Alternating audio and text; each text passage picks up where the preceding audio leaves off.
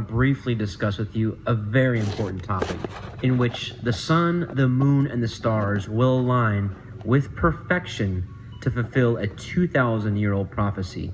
Perfection only found from the creator of heaven and earth. This prophecy was written down in the book of Revelation, the last book in the Holy Bible, directly from Jesus. This book was given to us so that we would know the time of the end, what to expect, and to know what would happen. Let's read Revelation 12 together. And there appeared a great wonder in heaven, a woman clothed with the sun, and the moon under her feet, and upon her head a crown of 12 stars. And she, being with child, cried, travailing in birth, and pain to be delivered. So what we see written here is the constellation Virgo, which is known as the woman, who is clothed with the sun. That means the sun is currently in the constellation Virgo.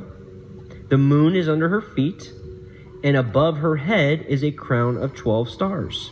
And Jupiter enters her belly, stays there for 9 months, and exits, showing a birth. So in this very descriptive passage, we see all phases, the sun, the moon, and the stars, all coming together to form a picture of a birth.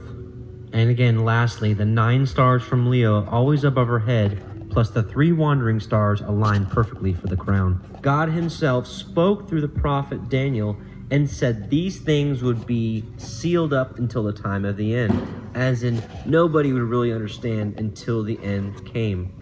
Thanks to technology, we have a program called Stellarium. It allows us to go forward and backward in time and see how the stars align.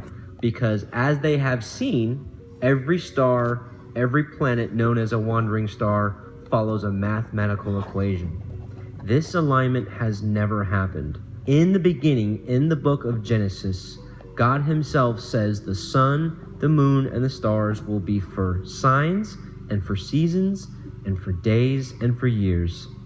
This prophecy is no exception.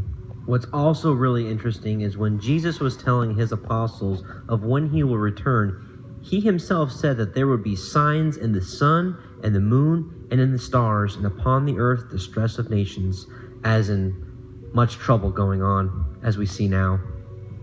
Hopefully by now you see that this topic is worthy of your time for further investigation.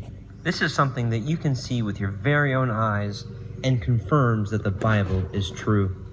If you haven't done so, please seek Jesus Christ today.